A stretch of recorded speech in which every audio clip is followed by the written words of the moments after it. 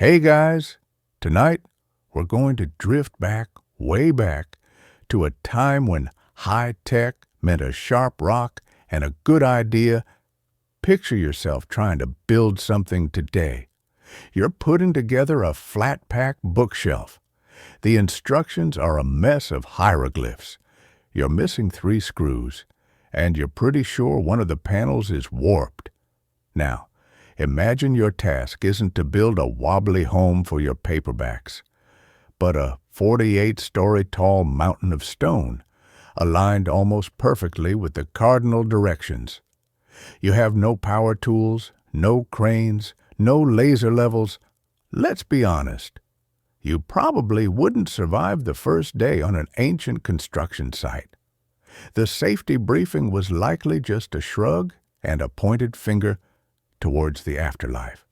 So, before you get comfortable, take a moment to like the video and subscribe, but only if you genuinely enjoy what I do here. As you settle in, drop your city and local time in the comments. It's always a quiet thrill to see where everyone is listening from, sharing this little slice of the night. Now, dim the lights. Maybe turn on a fan for that soft background hum, and let's ease into tonight's journey together. Your feet are bare, and the ground beneath you is a shifting mixture of hot sand and cool, silty mud. The air is thick, carrying the scent of the nearby Nile, a green, living smell of reeds and rich earth layered with the dust of 1,000,000 chipped stones and the sweat of 10,000 men. You are standing on the Giza Plateau.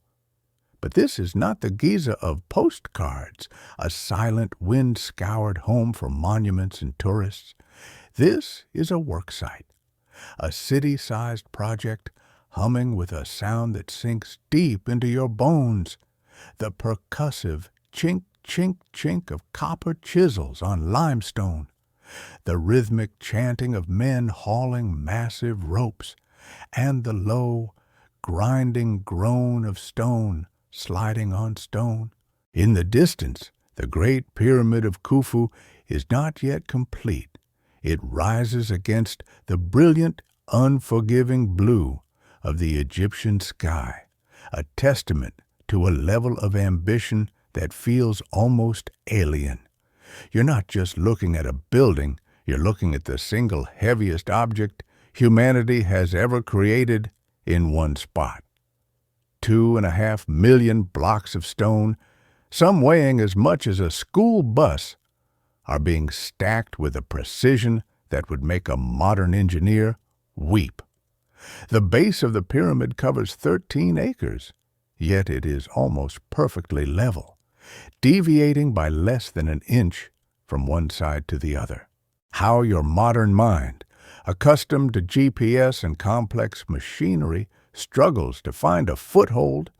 You look for the familiar signs of heavy construction, the towering cranes, the diesel-powered haulers, the cacophony of engines. There are none. There is only human ingenuity and a profound, almost spiritual understanding of physics and logistics. You walk closer, your toes sinking into the sand, and you see one of the teams at work. They are moving a block of granite quarried in Aswan nearly 500 miles to the south and floated down the Nile on massive barges. The block rests on a wooden sledge. The path before it is not wood or rollers, but simple sand. Dozens of men pull on thick ropes woven from papyrus reeds, their muscles straining, their faces set in deep concentration. It seems impossible. The friction should be immense. But then you see it. A single man walks ahead of the sledge holding a clay pot. With a steady, practiced motion, he pours a small amount of water directly onto the sand in the sledge's path. It's a detail so simple, so mundane, it's almost laughable. Yet, you are witnessing a piece of genius that physicists would only formally prove thousands of years later. The right amount of water, not too little, not too much, binds the sand particles together, creating a firm surface that reduces the friction by half. The impossible task becomes merely a monumental one. The groaning stone slides forward, inch by painful inch, joining the symphony of construction. You look up at the growing mountain of limestone and granite. The outer casing stones, made of polished white Tura limestone, would have made the pyramid gleam like a jewel in the sun, its light visible for miles. At the very top, a capstone, perhaps covered in electrum, a natural alloy of gold and silver, would have been the final dazzling punctuation mark. The sheer project management of it all is staggering. Think of the logistics: quarrying the stone, transporting it hundreds of miles, shaping each block with simple copper and stone tools, and then raising it hundreds of feet into the air. This wasn't a chaotic free-for-all. You see scribes everywhere, their reed pens flying across sheets of papyrus. They are the project managers, the accountants, the quality control supervisors. They track rations every worker is paid in bread and beer, a form of currency that is both nutritious and, presumably, good for morale. They track stone deliveries, work crew assignments, and tool inventories. Imagine their daily stand-up meetings, not with a whiteboard, but with a backdrop of the largest structure on Earth, slowly climbing towards the sun god Ra. There's a joke in there somewhere about their papyrus-based Gantt charts. But the sheer scale of the achievement silences any attempt at modern irony. And who were these people? For centuries, the popular image, cemented by Hollywood epics, was of legions of slaves, driven by the lash under a tyrannical pharaoh. But as you wander through the sprawling camps near the pyramid, you see a different story. You see the remains of bakeries capable of producing thousands of loaves of bread a day. You see evidence of vast quantities of fish and cattle bones, suggesting a well-fed workforce. Archaeologists have uncovered the workers' village, a planned city with houses, storage facilities, and even medical care skeletons have been found with bones that were broken and then properly set. These were not slaves. They were skilled laborers, farmers in the off-season when the Nile flooded their fields, who came to Giza to perform back, a form of national service. It was an honor to build the pharaoh's stairway to the heavens, a project that united the entire kingdom. Historians still debate the exact social dynamics and the level of coercion involved, but the evidence overwhelmingly points to a respected, organized, and compensated workforce, a community dedicated to a singular generational goal. They weren't just building a tomb, they were building their civilization's legacy, one perfectly placed 50-ton block at a time. This wasn't a job you could do while wearing that crocodile dung sunscreen you might remember from other tales of ancient Egypt. This was serious, nation-defining work. Now, let the dust of Giza settle. Let the hot sun fade from your skin. The air grows cooler, damper, and it carries a new scent, the sharp, salty tang of the Mediterranean Sea. The centuries drift by like clouds. You are no longer on the stable sands of Egypt, but on the heaving deck of a Roman merchant ship. The sky is a bruised purple, and the waves are growing into angry gray mountains. The ship is heavy, laden with treasures from across the Hellenistic world: bronze statues, ornate pottery, and amphorae filled with wine. Below deck, nestled among the cargo, is a wooden box, unassuming, and about the size of a modern briefcase. Inside it, something extraordinary lies dormant. The storm hits with a ferocious, uncaring power, timber splinters, sails shred, and the sea rushes in. The ship, with all its precious cargo and crew, plunges into the abyss. It comes to rest on the seabed, near the small Greek island of Antikythera. There it will lie in silence for 2,000 years, a forgotten time capsule guarded by the crushing pressure of the deep. Fast forward. The year's 1901. Sponge divers, seeking shelter from a storm, discover the wreck. They begin to bring its treasures to the surface. Among the magnificent bronze statues and marble sculptures, they recover a lump of corroded bronze and rotted wood. It's ugly, barely recognizable as a man-made object. For months, it sits in the National Archaeological Museum in Athens, dismissed as just another piece of wreckage, perhaps part of a statue. But then it breaks apart, revealing something that should not exist. Inside the corroded lump are gears, tiny, intricate, precisely cut bronze gears. Your perspective shifts again. You're now in a modern laboratory, surrounded by the quiet hum of advanced imaging equipment. You're looking at that same lump, but through the eyes of science. CT scanners and powerful X-rays peer through the layers of corrosion, digitally reconstructing what lay within that forgotten wooden box. And what you see is breathtaking. It is a machine of impossible complexity, a clockwork universe. This is the Antikythera mechanism.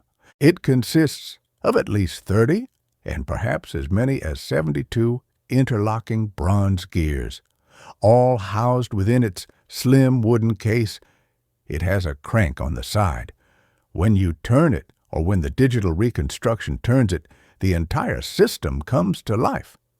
A main dial on the front shows the position of the sun and the moon in the zodiac, moving through the sky with astonishing accuracy. It accounts for the subtle variations in the moon's orbit, using a clever system of 2 superimposed gears, one slightly off-center, a technique known as a pin and slot mechanism, which wasn't thought to have been invented until the master clockmakers of the 14th century. But it does so much more. There are other dials, smaller and more complex, on the back. One is a spiral tracking the 19-year metonic cycle, the fundamental rhythm that reconciles solar and lunar calendars.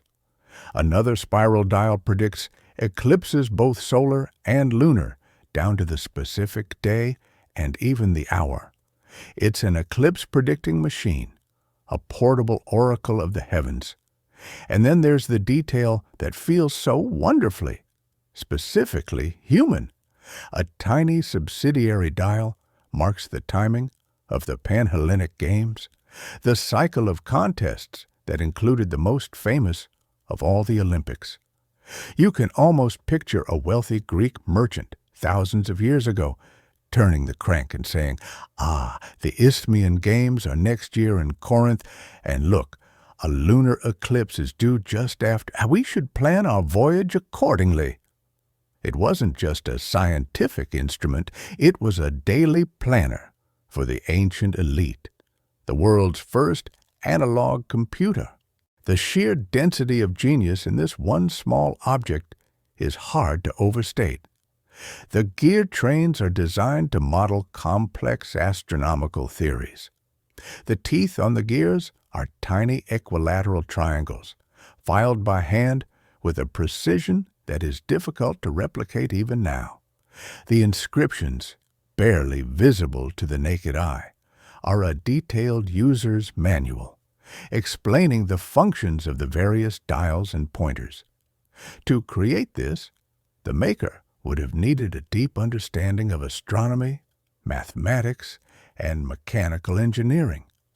They would have needed to translate the complex, cyclical motions of the cosmos into a series of interlocking bronze wheels. This is NASA-level thinking, executed with the tools of a jeweler, and it shatters our timeline of technology. We see the Romans as brilliant engineers of the large aqueducts, roads, arenas. We see the Greeks as brilliant thinkers, philosophers, mathematicians, but we rarely think of them as master mechanicians, makers of miniature complex machines. The Antikythera mechanism suggests a hidden history of technology, a stream of knowledge that was almost completely lost. For centuries, the most complex gear device we knew of from antiquity was a simple odometer described by Vitruvius. To then find this, it's like discovering a fully functional laptop at a Stone Age dig site. This leads to the great tantalizing question. Historians and scientists still debate fiercely whether the Antikythera mechanism was a singular stroke of inimitable genius, a one-off masterpiece like a Da Vinci painting, or whether it was merely the lone survivor of a widespread but now lost Hellenistic tradition of creating such complex automata. Were there workshops in Rhodes or Syracuse, filled with artisans crafting these clockwork calculators for wealthy patrons? Did Archimedes, who was said to have made a bronze sphere that showed the motions of the heavens, create the prototype? The wreck at Antikythera was a random event, a stroke of bad luck for a Roman captain that became a stroke of profound luck for history. It makes you wonder, as your eyes grow heavy, how many other secrets, how many other impossible machines still lie in the silent darkness, waiting on the seabed or buried beneath the shifting sands. The silence of the deep sea is a heavy blanket. Down there, in the crushing dark, the Antikythera mechanism is a testament to knowledge captured in metal, a secret preserved by the random chance of a shipwreck. It proves that a certain kind of genius existed, even if almost all evidence of it has vanished. But not all lost knowledge was written in bronze. Some was written in the mind, passed from parent to child, master to apprentice, a library of wisdom carried in the most fragile vessel of all human memory. Let your consciousness drift up from the cold Mediterranean floor, up through the water column, and break the surface into a different time, a different ocean. The air is warm, thick with humidity and salt. The sun is a friendly, powerful weight on your skin. You are no longer an observer in a lab. You are a participant. You are sitting on the deck of a great voyaging canoe, a vaca, in the middle of the Pacific Ocean. The canoe is not a single, solid thing. It is a living, breathing creation. Two long, sleek hulls are bound together by a central platform, all tied with miles of coconut fiber rope, or sennit. The lashings are so expertly done that they allow the canoe to flex and bend, riding the ocean's energy rather than fighting it. You feel this life beneath you, a constant, gentle motion that has become the new normal. You hear the soft creak of the ropes, the rush of water slipping past the hulls, and the snap of the large crab claw-shaped sail as it catches the trade wind. Around you, in every direction, is a blue you never knew existed, an endless, shimmering, daunting expanse of water and sky. You have been at sea for weeks. The island you left is now just a memory, a story. The island you are sailing toward is not yet a reality. It is a promise, a hypothesis. There is no chart, no compass, no sextant, no satellite phone pinging a distant tower. if you get lost out here. You don't just pull over to the shoulder. There is no shoulder. There is only the abyss. The success of this voyage, the very survival of the 30 or so people on this canoe, rests on the shoulders of one person, the master navigator, the Tahuna, who sits quietly on the stern platform, watching, and you are their apprentice. Your training is what this journey is all about. Your first lesson, and the foundation of everything, is not to look down at the water, but to look up at the sky. At night, the heavens are not a random scattering of beautiful lights. They are a map, a clock, and a compass, all in one. You learn what is called the star compass. This isn't a physical object. It's a mental construct, a circle you visualize on the horizon, divided into 32 houses. Each house is the precise rising or setting point of a specific star or constellation. You don't just think east. You think, that is the house where Altair rises. You don't just know west. You know the exact spot on the horizon where Orion's belt will disappear. You spend countless nights lying on the deck, your head resting on a wooden block, simply watching. The navigator points, his voice a low, steady murmur against the sound of the sea. He shows you how the whole sky wheels around Polaris in the north, or pivots on the Southern Cross. He teaches you to use the pointers of different constellations to find the celestial equator. You learn to hold up your hand to the sky to measure the altitude of stars. Your fingers, a crude but effective sextant. A fist held at arm's length is about 10 degrees, a thumb is about 2. By knowing the height of a specific star when it's at its peak, you can determine your latitude, your north-south position on the vast, empty canvas of the ocean. It's a system of staggering, intellectual elegance. Just as the Egyptians read the sky to align their mountains of stone, you are reading it to draw a line across 10,000 square miles of open water, aiming for a target you cannot see. But stars are only visible on a clear night. What about during the day? What about when clouds obscure the sky for days on end? This is where the real artistry begins. This is when you learn to stop looking and start feeling. The navigator tells you to lie down, flat on your back or stomach, in the hull of one of the canoes. Close your eyes, he says. The ocean speaks. You have to learn its language. At first, all you feel is the simple rocking of the canoe. But as you lie there for hours, as your body attunes to the rhythm, you begin to discern the patterns. The ocean is not chaotic. It has a grain, a texture. There is the primary swell, born from the prevailing trade winds, a long, steady, powerful rhythm that travels for thousands of miles. This is your baseline, your oceanic highway. It holds its direction with incredible consistency. As long as you can feel that swell passing under the canoe at a certain angle, you know you are holding your course. Then it gets more complex. You learn to feel for other swells. A storm 1,000 miles away sends its own energy, its own pattern through the water, a cross swell that you learn to identify and discount. But the most important swells are the ones that tell you of land, an island, even one that is hundreds of miles away and far below the horizon, is a massive object. As the primary ocean swell hits its shore, a tiny fraction of that energy is reflected, and another part is refracted, bent around the island shores.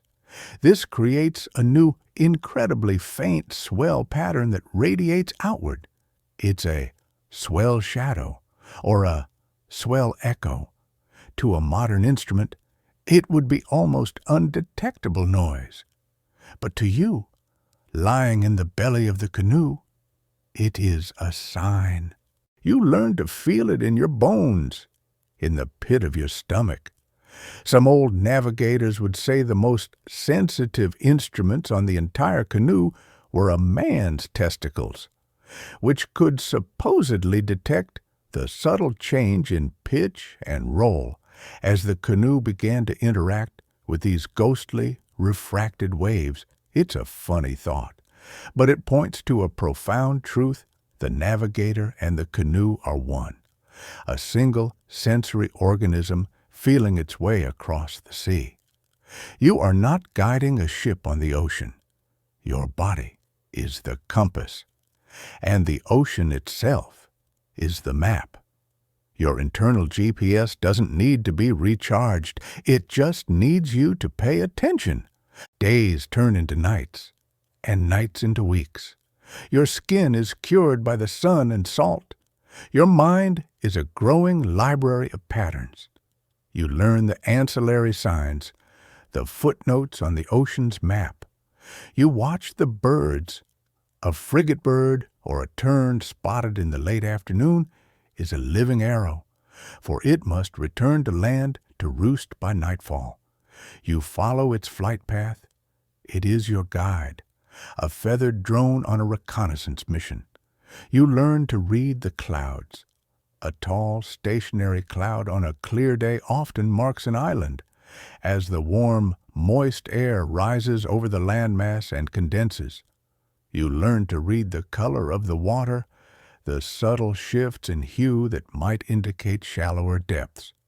You even learn to smell for land. The scent of wet vegetation and damp earth can carry for miles on the wind under the right conditions. Each sign is a single piece of a puzzle. A single bird is just a bird. A single cloud is just a cloud. A faint ripple from the wrong direction is just a ripple. But when you see the bird, and the cloud is in the same direction, and you can just barely feel a confusion in the swell, then you have something. Then you have a story. Then you have a course. This is not science in the Western sense, with its isolated variables and repeatable experiments. This is a holistic, deeply intuitive system of pattern recognition. It is an art form, backed by generations of empirical data, all stored in memory and story. The academic term is wayfinding, and it is one of the most remarkable intellectual achievements in human history. You can't help but wonder why. Why did they do it? Why leave a perfectly good island to risk everything on a voyage into the unknown? Guided by such ephemeral signs, historians and archaeologists still debate the primary drivers of this incredible expansion across the Pacific, which settled the vast Polynesian triangle from Hawaii to Aotearoa, New Zealand, to Rapa Nui, Easter Island. Was it a desperate search for new resources as home islands became crowded? Was it the result of tribal wars, where the losing chief was exiled and forced to find a new home?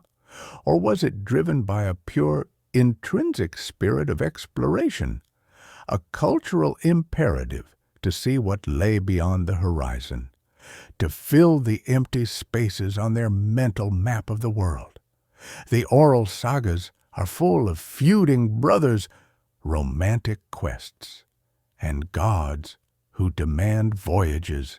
But the sheer systematic success of the colonization suggests something more, a deliberate, well-honed, and widely practiced technology of exploration, a skill as central to their culture as building pyramids was to the Egyptians. One morning, something is different. The navigator has been awake all night, silent and still.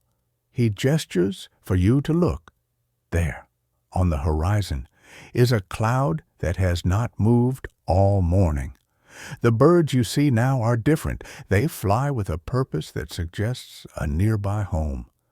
You lie down on the deck one last time, and you feel it, the chaotic, sloshing water of the shallows, the confusion of waves bouncing off a shore. Your heart beats faster. Hours pass. A sailor high on the mast shouts, and then you see it. It's not a grand coastline. It's a smudge, a low, dark green line separating the blue of the sea from the blue of the sky, but it is the most beautiful thing you have ever seen. As you get closer, the smudge grows, resolves itself into trees, beaches, and the smoke of a cooking fire. The smell of land-damp soil and flowers washes over the canoe, erasing the clean, sterile scent of the open sea. You have done it, or rather, the knowledge passed down to you has done it. The internal map, built of stars and swells and birds and memory, has led you true. You have sailed across the abyss and found paradise. You have proven that the most powerful computer is not made of bronze gears, but of the curious, courageous, and astonishingly clever human mind. The taste of salt gives way to the scent of damp earth and flowers. Your feet are on solid ground. You have arrived, a new home, found by reading the secret language of the stars and the sea. But finding a new home is one thing. Building a home for 1 million people is a challenge of an entirely different magnitude. It requires a different kind of genius, not the genius of movement, but the genius of permanence. It requires the mastery not of the open ocean, but of fresh, flowing water, of stone and mortar, and of the complex, chaotic systems that allow a city to breathe. Let the soft sand of the Polynesian shore dissolve. The warm, humid air grows drier, filled with a new cacophony of sounds. You are standing on a hill, the Palatine, looking down.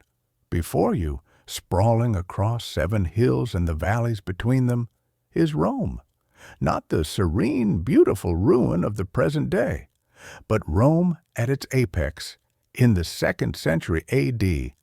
It is an overwhelming spectacle, a living organism of marble and brick, noise and people.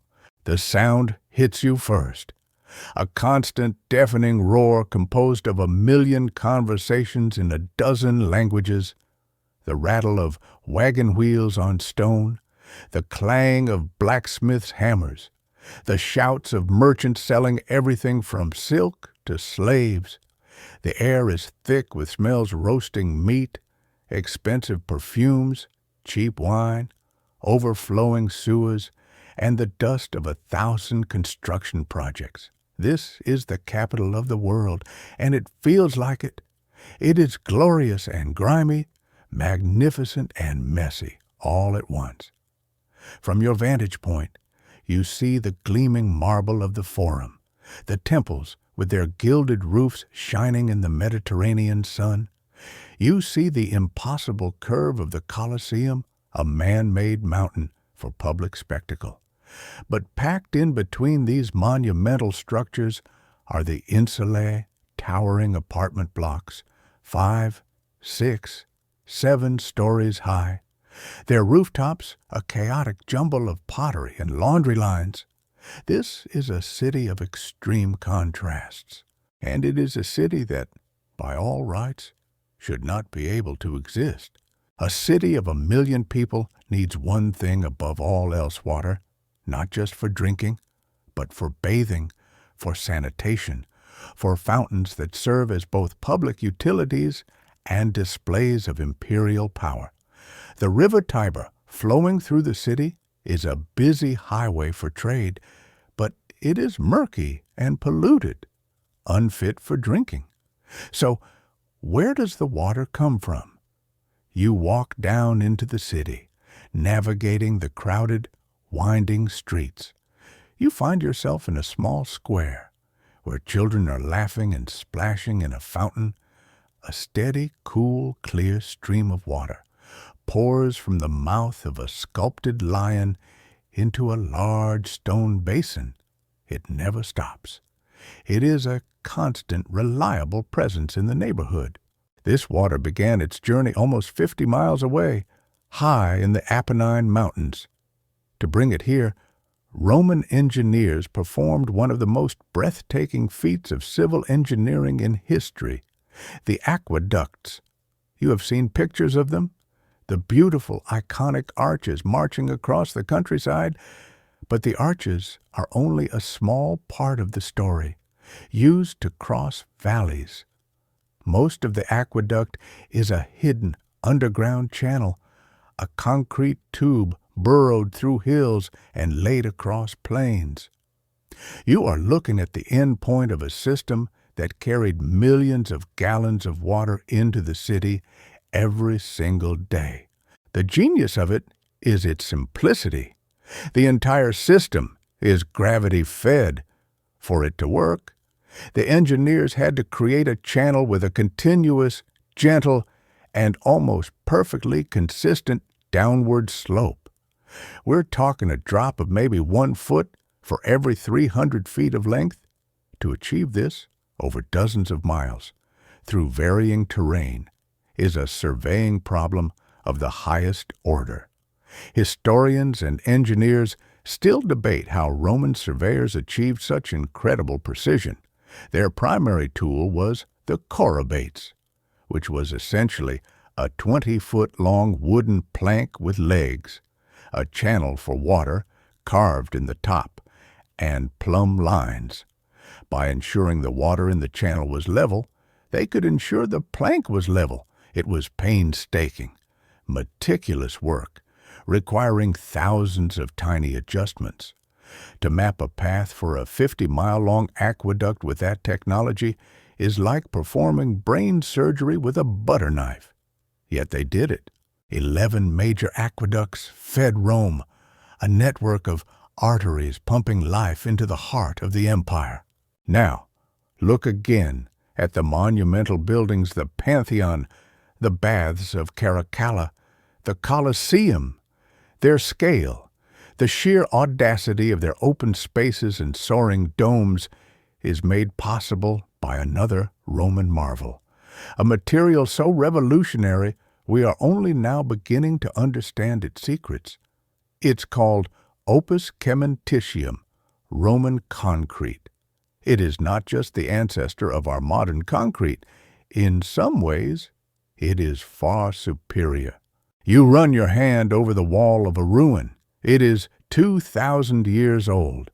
It has endured earthquakes, floods, and the endless cycle of heat and cold. A modern concrete structure in the same conditions might begin to crumble in 50 years. The Roman wall is still here, solid as the day it was built. The secret is in the recipe. Roman engineers mixed volcanic ash, called pozzolana, with lime, water, and chunks of rock. This created a concrete that was not only incredibly strong but could also set underwater, which was essential for building bridges and harbors. But there's a deeper secret, a piece of lost chemistry that scientists have only recently rediscovered. When analyzing ancient Roman concrete, they found small white chunks of lime, or lime clasts, distributed throughout the mixture. For years, they thought this was a sign of sloppy mixing. The truth is far more brilliant. The Romans were likely hot mixing, combining the quicklime with the pozzolana at extremely high temperatures. These lime clasts are not a flaw. They are a feature. When a tiny crack forms in the concrete and water seeps in, it dissolves these lime clasts. The lime-rich solution then recrystallizes, filling the crack. The concrete literally heals itself. It is a smart material, designed for longevity. The Egyptians built for the gods in an eternal afterlife. The Romans built for their citizens in this one, and they built it to last forever. Of course, living among these marvels was not always marvelous. You duck into the narrow doorway of an insula. The air immediately grows cooler, darker, and smells of damp, rot, and too many people living in too little space. The ground floor, which might house shops, is built of brick or stone, but as you climb the rickety wooden stairs, the construction gets cheaper and more dangerous. The upper floors were often thrown up quickly by greedy landlords, little more than timber and wattle and daub. There's no running water up here. That's a luxury for the wealthy in their private villas. You would have to haul buckets up from the fountain down in the street. There are no kitchens. You would cook on an open brazier, a constant and terrifying fire hazard.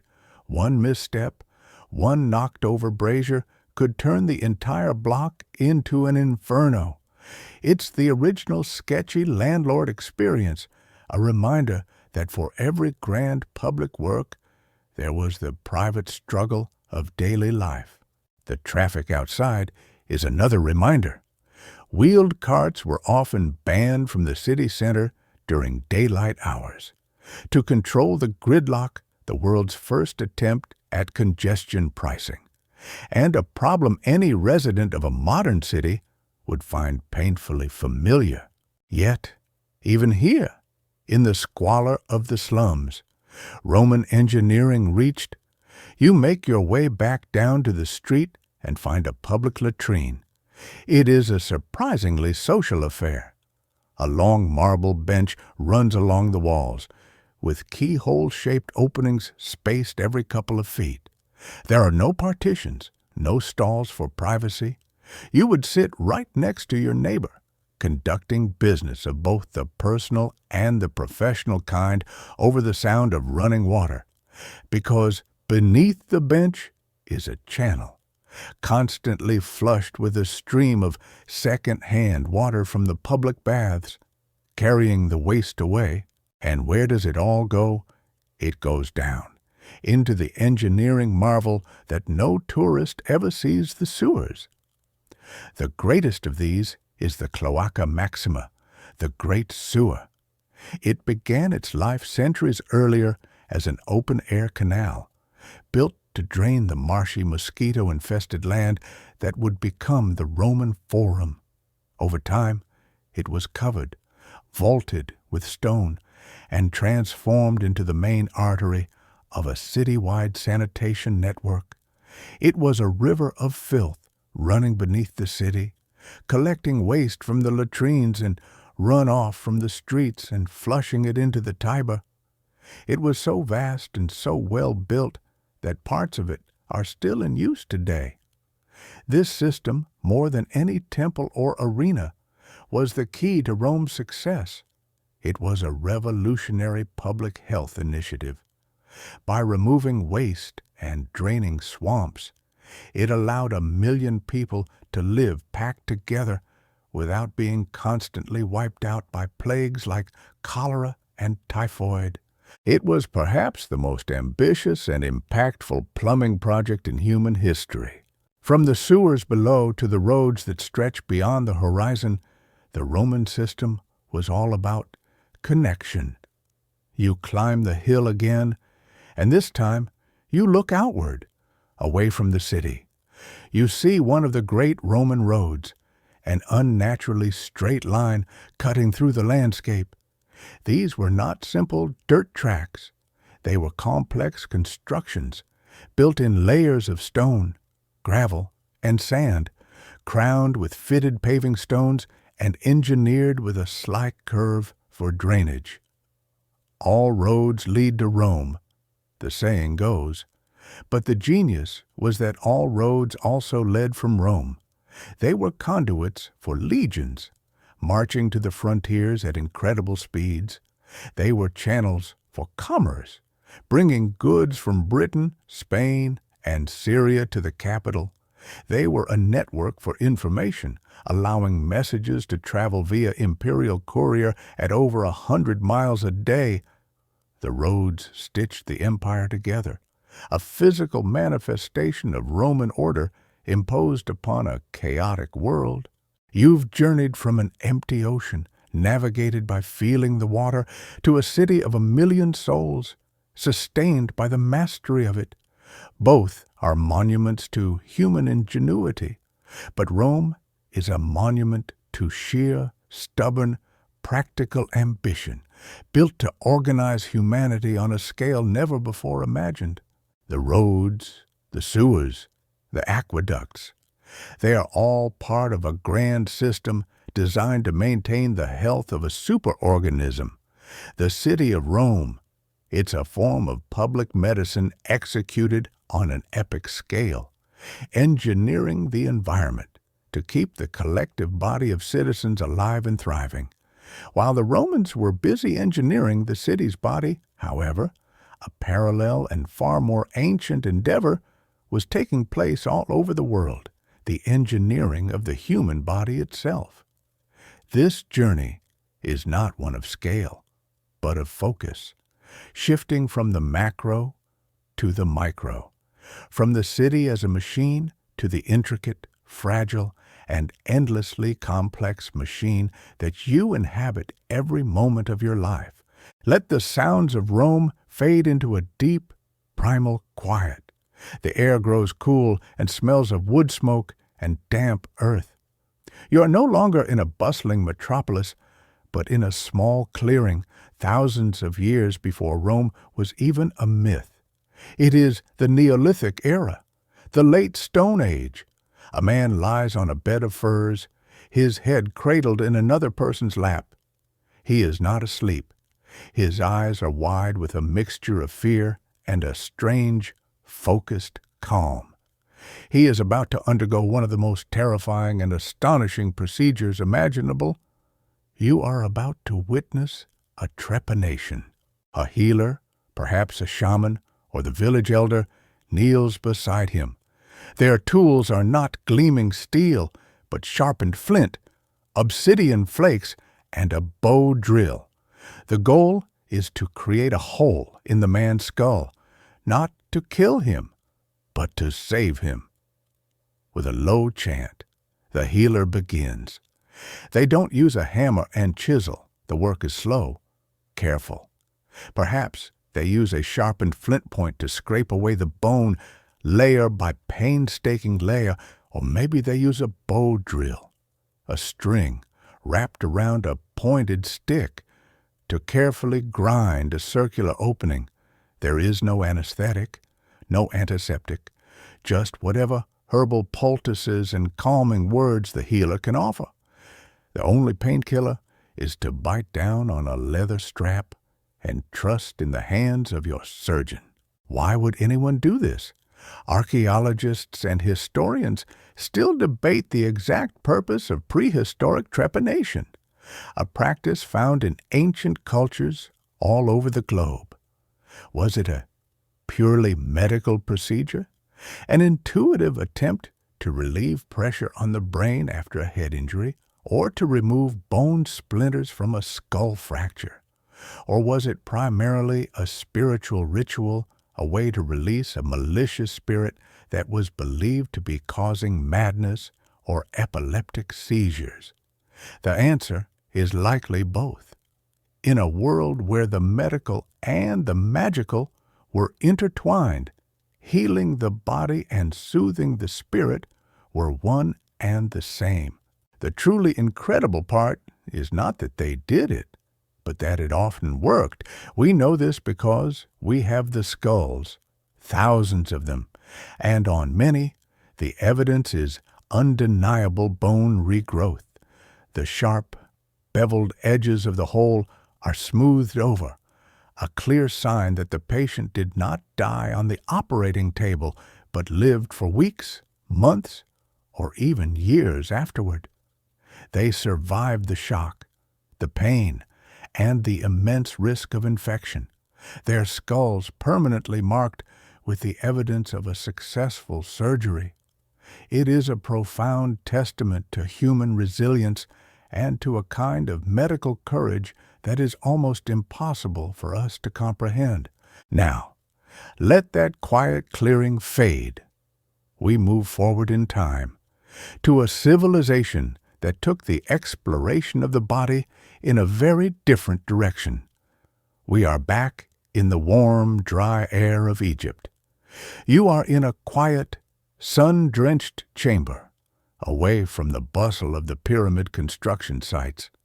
The air smells of incense, natron salt, and palm wine. Here, the body is also being engineered, but not for life in this world. It's being prepared for an eternal journey. This is the intricate science of mummification. The Egyptian priests had a knowledge of human anatomy that was, in some ways, unparalleled in the ancient world. In order to preserve the body, they first had to deconstruct it. With a long iron hook, they would go in through the nostrils, breaking through the ethmoid bone and scrambling the brain, pulling it out in pieces. It's a gruesome thought, but from a technical standpoint, it's quite clever. They considered the brain to be mere skull stuffing, its function unknown and unimportant. The heart, however, was the seat of intelligence and emotion. It was almost always left in place. Through an incision in the abdomen, they would remove the lungs, the liver, the stomach, and the intestines. Each organ would be washed, dried in natron salt, and placed in its own special container, a canopic jar, to be buried with the deceased. This process gave the Egyptians a hands-on, if somewhat biased, map of the body's interior. Yet, this deep anatomical knowledge didn't always translate into effective medicine for the living, while their understanding of setting fractures was excellent. Many of their medical prescriptions, as recorded on papyri, were a wild mix of practical herbalism and pure magic.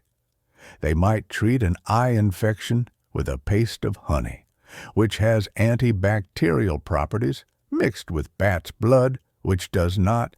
This is the culture that gave us that infamous crocodile dung sunscreen, a reminder that even for the most advanced ancient societies, the line between science and superstition could be very blurry indeed. Their genius was in preserving the body's hardware for the afterlife, not necessarily in fixing its software for the here and now. For that, we must travel again. Let the dry heat of Egypt be replaced by the monsoonal humidity of India. You are in the ancient city of Kashi, now known as Varanasi. Around the year 600 BCE, you are an apprentice in a gurukul, a school where knowledge is passed down directly from a teacher, a guru. Your guru is a man named Sushruta, and he is a surgeon. He is composing a text that will become one of the foundational documents of medicine, the Sushruta Samhita. This is not a world of magic and guesswork. Sushruta's approach is systematic, observational, and stunningly sophisticated. He outlines over 100 diseases, details hundreds of medicinal plants, and provides instructions for procedures that would make a modern physician's jaw drop. First, you learn the tools. There are 121 different surgical instruments described in the text. You see them laid out on a clean cloth, sharp scalpels and lancets for incisions, forceps for extracting foreign objects, catheters for draining fluids, needles for suturing. Their designs are elegant and practical, often based on the natural weaponry of the animal kingdom, the beak of a heron, the jaw of a tiger, the tusk of a boar. Then you witness the procedures. An elderly man is brought in, his world a blurry fog. He suffers from what Sushruta calls linga nasha, a cataract. The patient is held steady by assistants. There's no general anesthetic, but the patient has been given wine and likely put into a state of deep focus, with immense calm. Sushruta takes a special tool, a curved needle called a jabamuki salaka. He makes a tiny, precise incision on the side of the sclera, the white of the eye. He then carefully inserts the needle, locates the clouded lens that is blocking the light, and with a gentle, controlled flick of the wrist, pushes it down and away, out of the field of vision. The light can now enter the eye again. The man blinks, his eyes watering, and a slow smile spreads across his face. He can see it is microsurgery, performed by hand 2.5 millennia ago. The next day, you see something even more astounding. A man is brought in whose nose has been amputated, a common punishment for adultery or theft at the time. He is a social outcast, his face a mark of shame. Sushruta is about to perform what we would now call plastic surgery. This is the birth of rhinoplasty. He first measures the missing nose with a leaf. He then uses that leaf as a template to mark a flap of skin on the man's forehead. Leaving the flap attached by a small bridge of skin between the eyebrows to ensure the blood supply remains connected, he carefully cuts it free. He then rotates this living flap of skin down, lays it over the nasal cavity, and with painstaking precision, sutures and shapes it into a new nose. He inserts 2 small wooden tubes into the nostrils to keep the airways open while it heals. In a few weeks, the flap will have fully integrated. The man will have a new nose, and he can re-enter society. The fundamental principles of this pedicle flap technique are still used by plastic surgeons today. Sushruta's genius was relentless. He wrote detailed instructions on how to set fractures using bamboo splints, how to perform amputations, and how to manage wounds. He insisted on hygiene, on clean instruments, and clean operating environments. He even had a novel solution for closing wounds. He would take a large species of black ant, get it to bite the edges of the wound together with its powerful pincers, and then twist the ant's body off, leaving the head in place as a natural biological suture. It's strange. It's a little grotesque, but it's pure innovative genius. You came from a world where drilling a hole in the skull was the height of surgical ambition. You now stand in a world where surgeons are rebuilding faces, restoring sight, and writing encyclopedias of medical knowledge. They were not just healers, they were engineers, mechanics of the human body, working to repair and restore the most sacred and complex machine of all. The surgeon's hand is steady, his knowledge of the body's landscape profound. But the genius you witnessed in that Indian school was a duet. It was the partnership between the surgeon's mind and the artisan's hand, the one who forged the fine steel scalpels and needles that made such delicate work possible. The same land that gave the world the secrets to rebuilding the human body also held the secrets to crafting the perfect blade. And so, our journey shifts from the engineering of flesh and bone to the forgotten chemistry of stone and metal, to legendary materials whose recipes were guarded like state secrets, and then lost to the winds of time. The humid air of Varanasi dissolves, replaced by the dry, percussive heat of a city that sits at the crossroads of the world. You are in Damascus in the 11th century. The air is a cocktail of spices from the Silk Road, the scent of baking bread, and the heavy mineral tang of a blacksmith's forge. You are apprentice in one such forge. It is a dark, cavernous space where the only light comes from the glowing heart of the fire and the shafts of sun that pierce the gloom like dusty spotlights. The air pulses with the rhythmic, ringing song of a hammer on an anvil. Your master is not just any blacksmith, he is a legend. Warriors and kings sent emissaries from 1,000 miles away, seeking one of his blades. He doesn't work with the local iron. Instead, he uses a special material that comes in small, rounded cakes, brought by caravan all the way from India. It is called Wootz steel. To look at it, it's unassuming, a simple lump of dark metal. But the master knows that locked within this ingot is the potential for magic. You watch him work. It is not a process of brute force, but one of patience, a slow and secret alchemy. He heats the Watts cake in his forge, his eyes reading the color of the glowing metal, not just red or orange or yellow, but a specific shade of straw gold that only he can recognize. He coaxes it into the shape of a blade. His hammer blows not just powerful, but precise, almost gentle. It is a conversation with the steel. This process of heating and hammering is repeated endlessly, a cycle of fire and pressure. This isn't just shaping the metal, it's transforming its very soul. He is not following a written manual. The recipe is in his hands, in his eyes, in the memory of his muscles.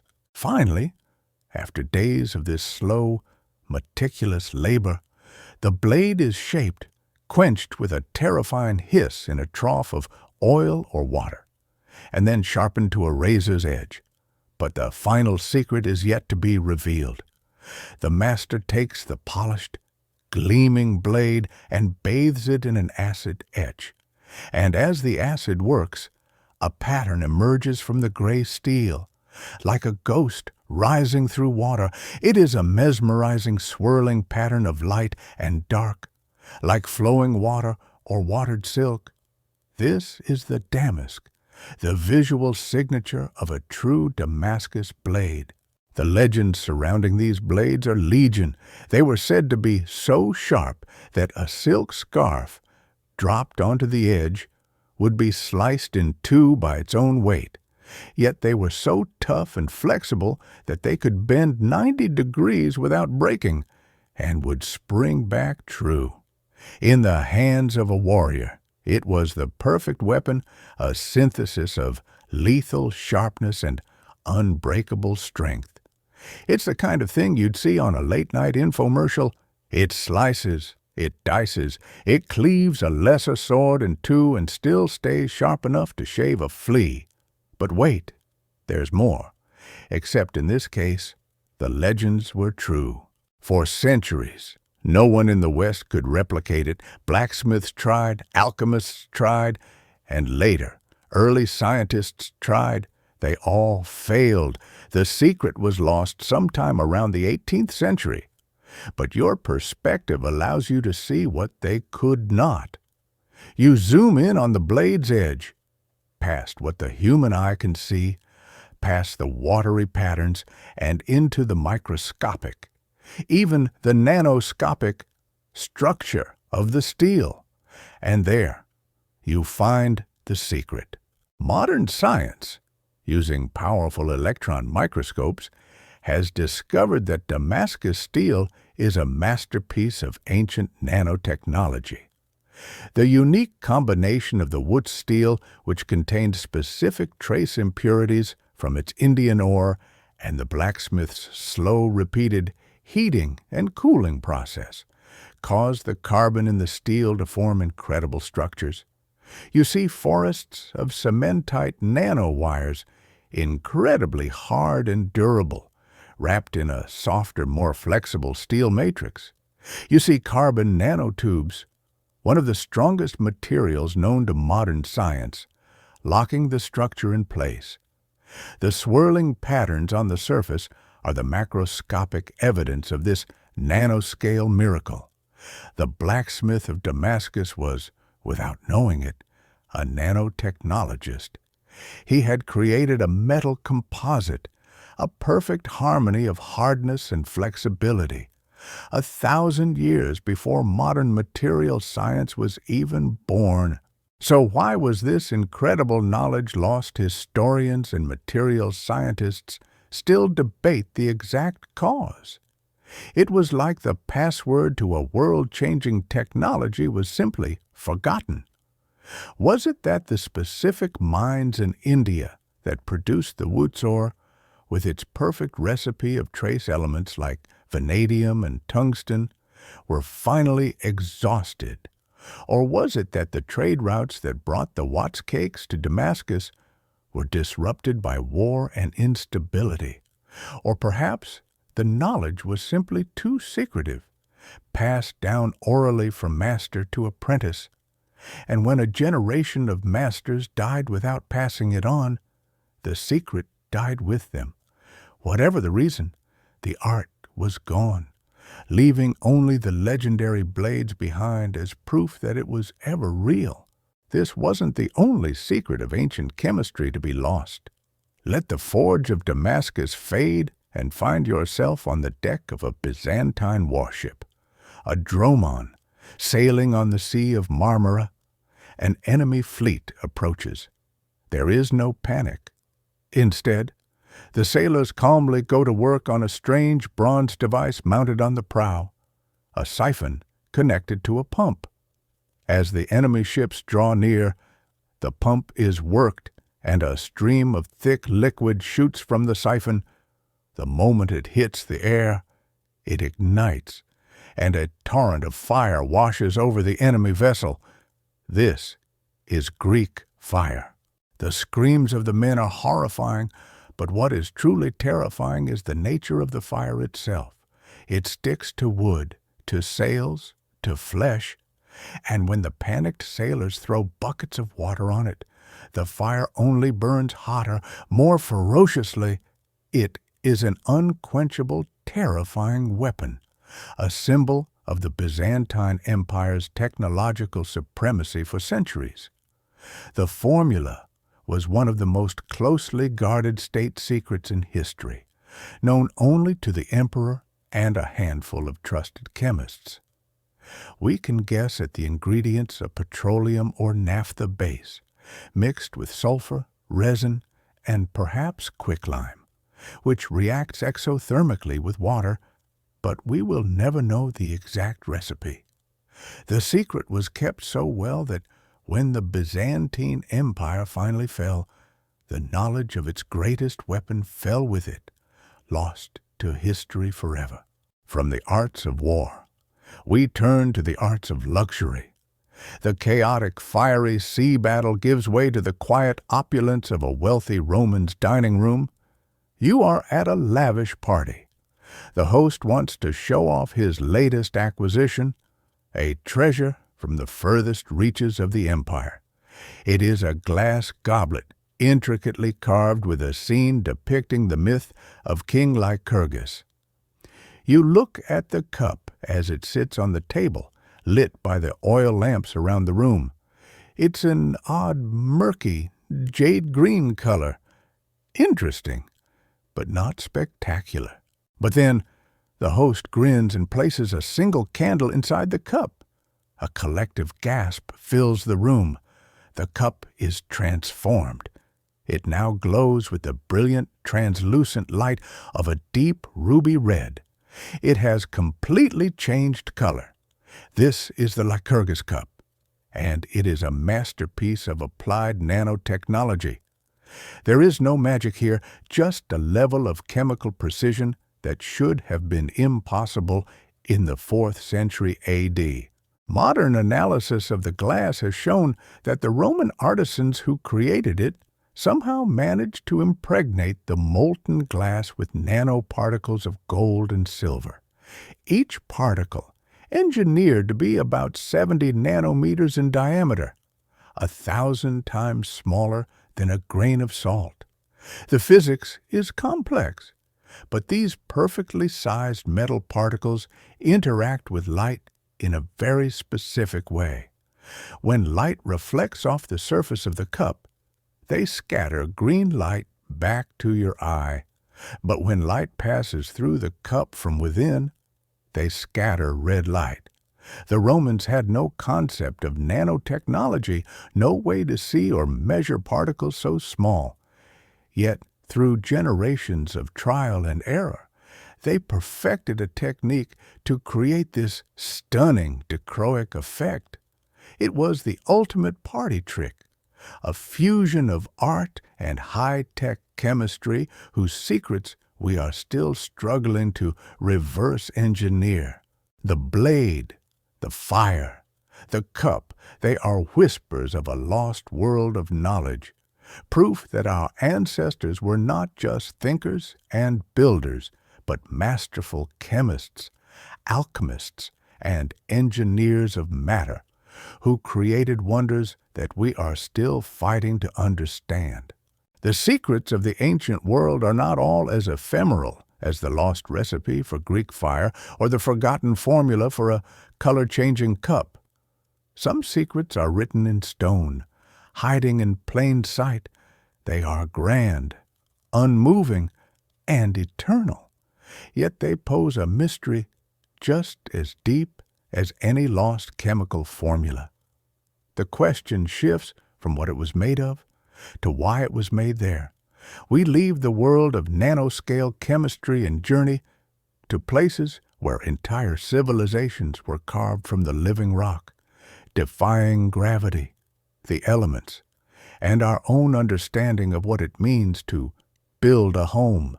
The rich air of a Roman villa dissolves into something thin, dry, and clean. You are standing at a dizzying height, on the edge of a vast canyon in what will one day be the American Southwest.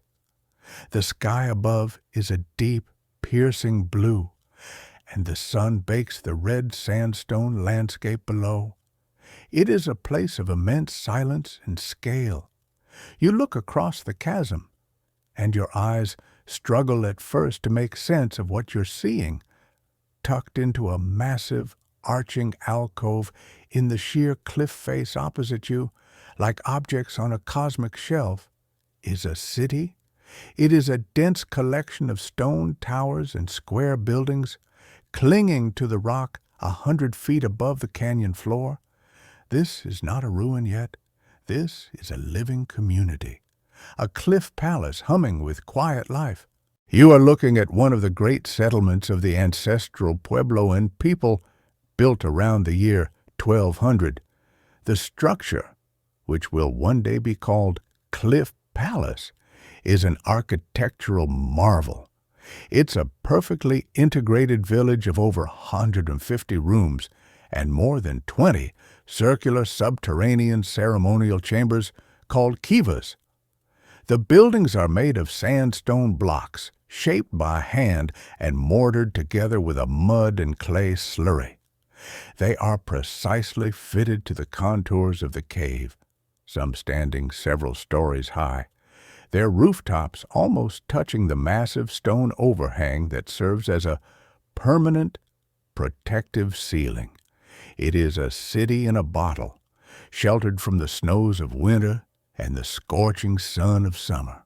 The first question that screams into your modern mind is, how? How did they get up and down? There are no grand staircases, no elevators, no convenient ramps. You scan the sheer cliff face below the village, and you see them, a series of small, shallow notches carved directly into the rock. These are hand and toe holds, what some call Moki steps. The commute from the farm plots on the mesa top above or from the canyon floor below was a vertical climb that would give a modern rock climber pause. Imagine carrying a basket of corn, or a vessel of water, or a sleeping child, while navigating that vertical stone ladder. The daily routine of life here required a level of physical skill and a comfort with heights that we can barely imagine. This leads to the even deeper question, the one that archaeologists still fiercely debate: why, after centuries of farming and living in more accessible villages on the open mesa tops, did these communities suddenly, over the course of just a few decades, move into these incredibly difficult-to-reach cliff alcoves? There is no single, easy answer. One theory is defense. The location is almost impregnable. Any attacker would have to scale the cliffs, exposed and vulnerable, to reach the city. But who were they defending against? The archaeological record shows little evidence of widespread warfare. Another theory points to climate change. A series of severe droughts struck the region during this period. Moving into the canyons may have been a way to better control and protect precious water resources, like the small springs and seeps that emerge from the canyon walls.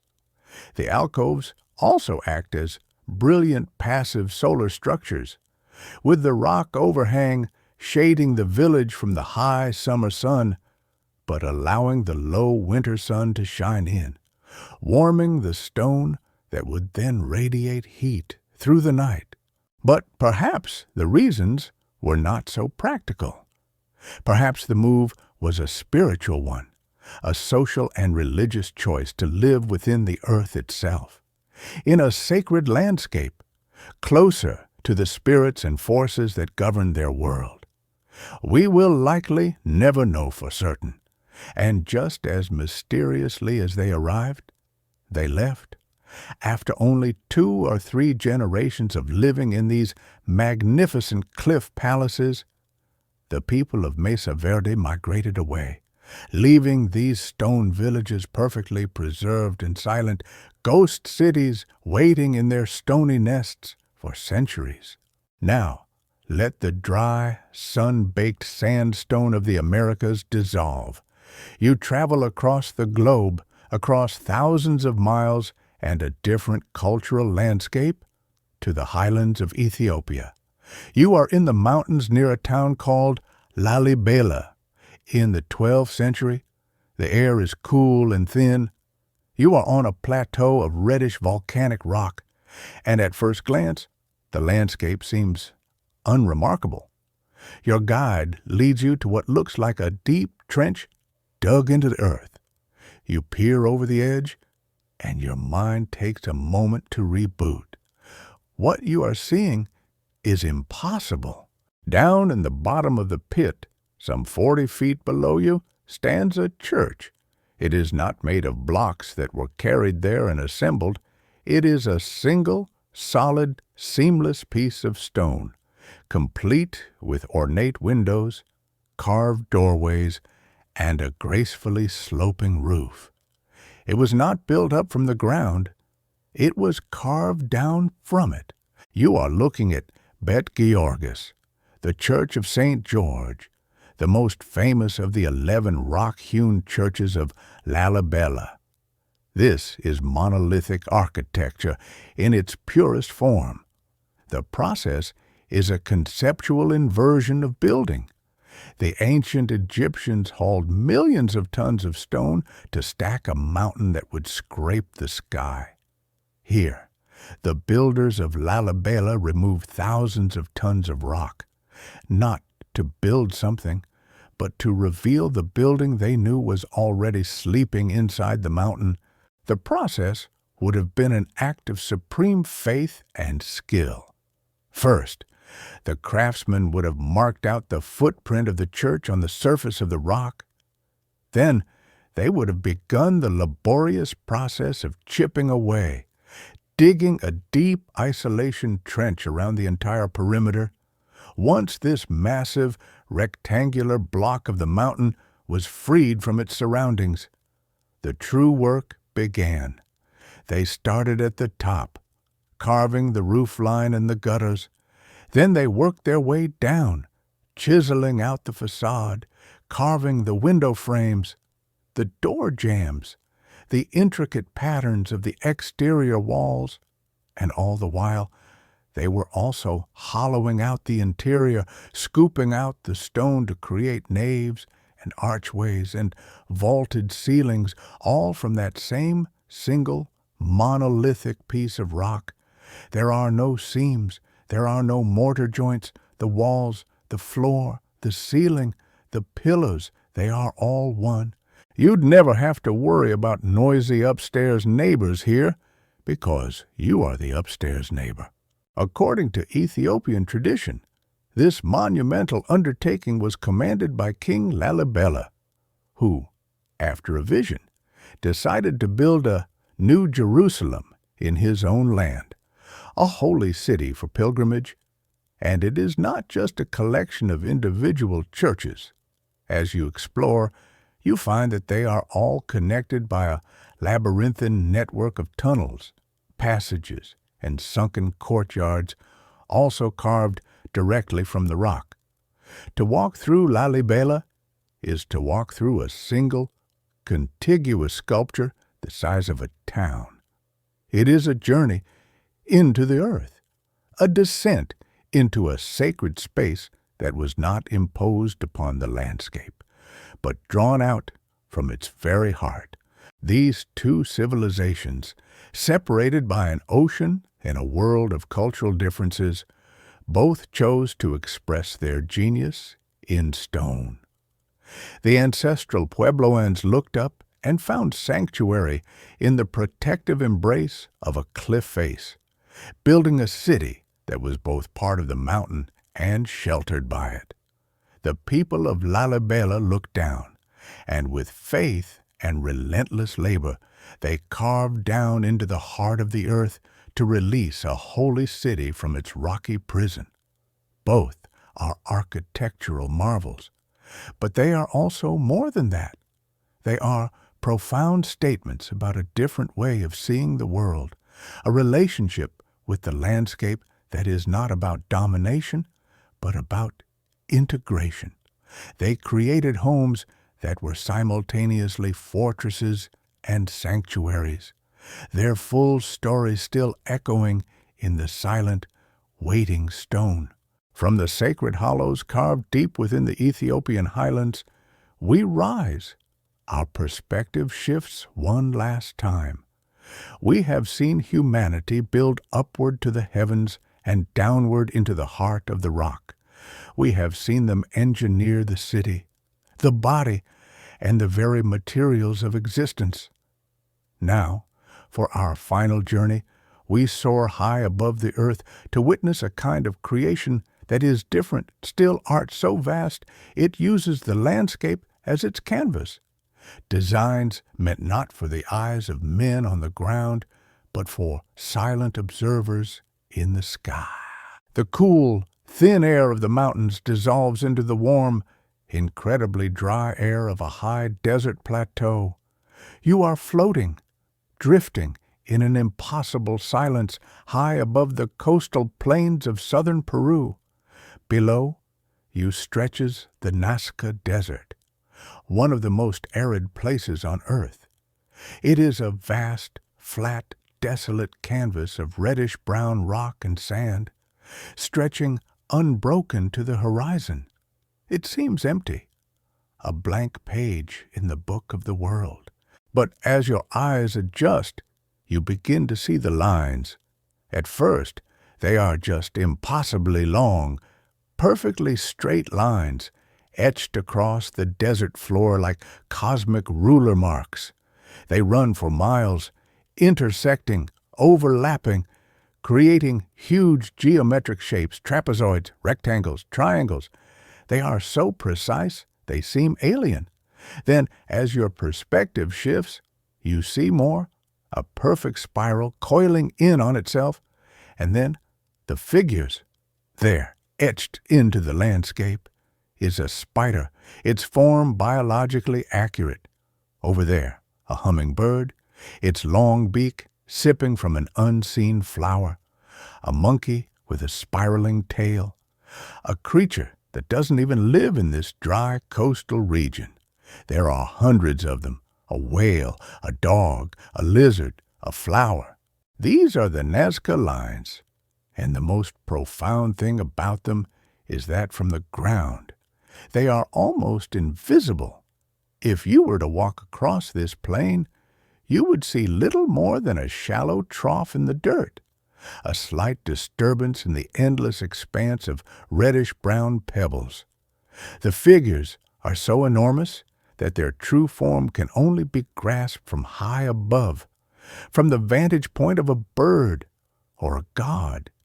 It's like discovering a beautiful, intricate drawing on the floor of a darkened room that can only be seen by climbing to the rafters with a lamp.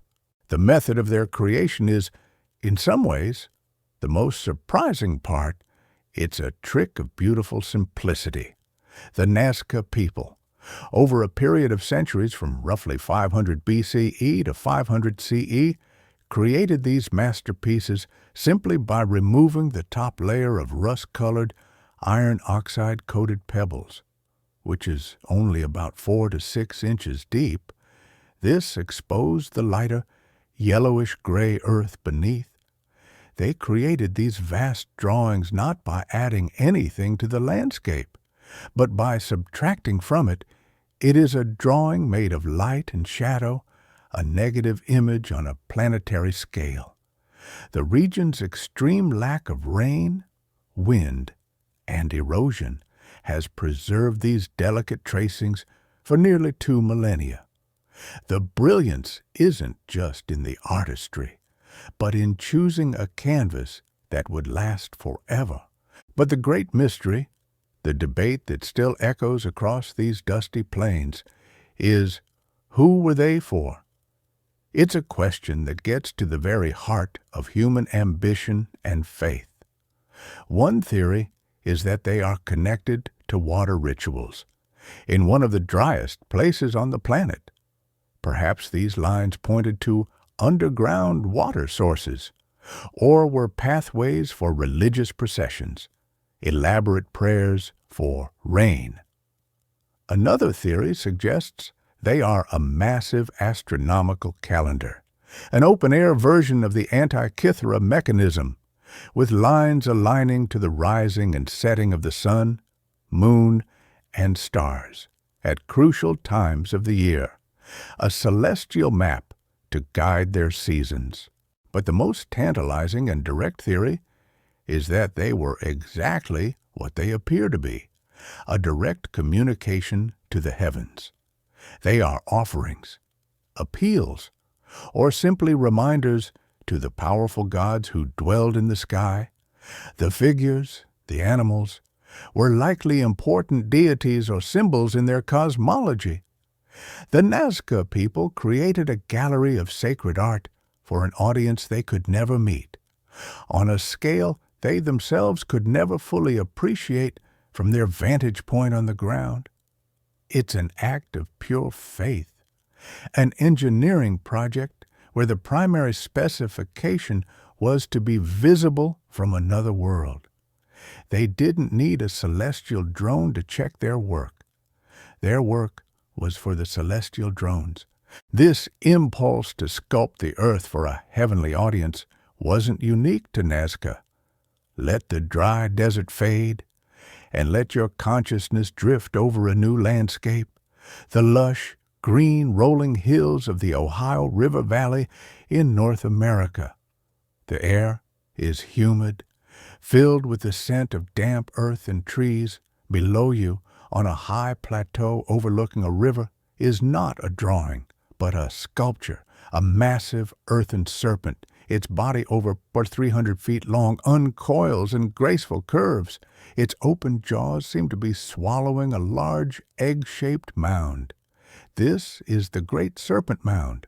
Unlike many of the other mounds built by the Adena and Hopewell cultures of this region, the serpent contains no burials, no artifacts.